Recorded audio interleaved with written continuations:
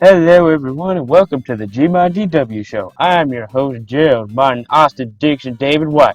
Today I will review a game called Kirby Dream Land for the original Game Boy. Since this is my first review, I will say that I will review movies, games, and TV shows out of 10. This will be based off how good they are. Now let's get into this game.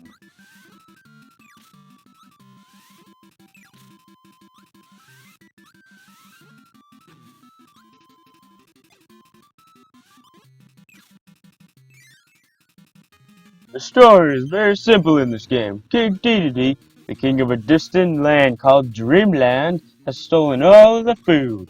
There is an outcry and all the citizens of Dreamland do not know what to do. Suddenly, a boy appears by the name of Kirby and offers to help the people of Dreamland, and his quest to recover the food begins. The gameplay in Kirby's Dream Land is actually really good. There are no copy abilities in this game. Instead, there are power-ups. There's the microphone, which kills everything on screen, the bomb, which kills everything it runs into, the mint leaf, where you spit mint breath and is used to fight Kabula, the blimp. There's the super spicy curry, which makes you spit fire in front of you. While these power-ups are nice, they do not play a major role in the game. The main gimmick in this game is being to inhale enemies and spit them out to kill other enemies. You can also float by pressing up on the D-pad. This is one of those Kirby games where you cannot double tap the jump button to float. The gameplay is amazing in this game, and it is a solid first entry. The layout of the levels is also amazing in this game. There is this one part where Kirby flies into the spout of a whale and is shot into the sky. Now that is amazing. The game is organized into 5 main stages that include Green Greens, Castle Lololo, Float Islands, Bubbly Clouds, and Castle Dedede. After beating the 4 main stages, Castle Dedede has you fight all the main bosses again before fighting King Dedede. This part just feels like filler, but it is nice to have a precursor to the boss endurance mode. After finally beating King Dedede, the game is done. Kirby returns the food to the inhabitants of Dreamland and all is well again. You are then greeted with an instruction on how to play Extra Mode. What is Extra Mode? Well, I'll tell you.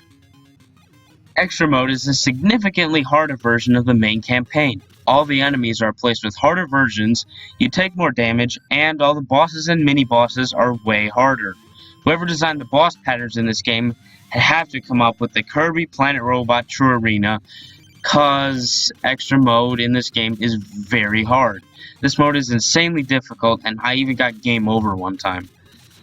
However, I did get that game over on purpose because I had 1 life left, and I made it look like I messed up.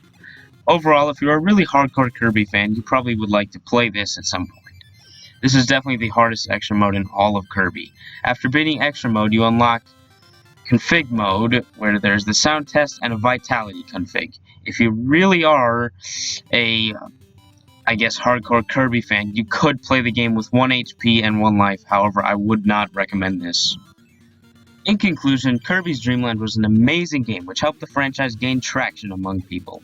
It is a great introduction to the series, especially because of the lack of copy abilities. The lack of copy abilities, though, makes the overall experience more bland. I'd have this game to give this game a 7 out of 10 because the game only takes about 30 minutes or less to beat, and a lack of copy abilities makes the game experience more bland, which I said earlier.